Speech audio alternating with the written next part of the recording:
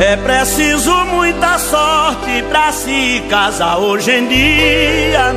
Escolher a mulher certa para a sua companhia, formando um belo casal, que casamento é igual acertar na loteria. Triste do homem que casa com uma mulher briguenta, toda cheia de direito, arengueira e barulhenta. Mulher cheia de novela, e a pior é aquela bagunceira e ciumenta.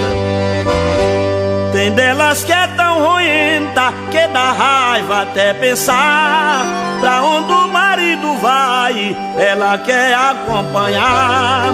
Só vive grudada nele, diz que não se afasta dele, pra ele não namorar. Ela compra um celular pra viver telefonando. Quando o dele é ocupado, ela fica imaginando por que é que não atende, a gota não compreende, diz ele está namorando. Quando ele vai chegando, diz ela o que aconteceu. Liguei no seu telefone, você não me atendeu. Estava com outra ao seu lado, responda aí, desgraçado, ou já me aborreceu. Triste do homem casado com a mulher ciumenta, mulher obsessionada, nem o Satanás aguenta.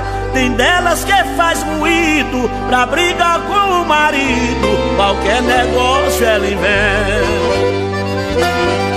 Quando o telefone toca, ela fica observando. Quando o seu marido atende, ela começa brigando e forma logo uma intriga. Diz quem era a rapariga que estava telefonando. Esta é a pura verdade que falo nesse momento. Dentro da realidade, estas coisas não aguento. Nem que ganhe muito dinheiro, prefiro morrer solteiro do que um mau casamento.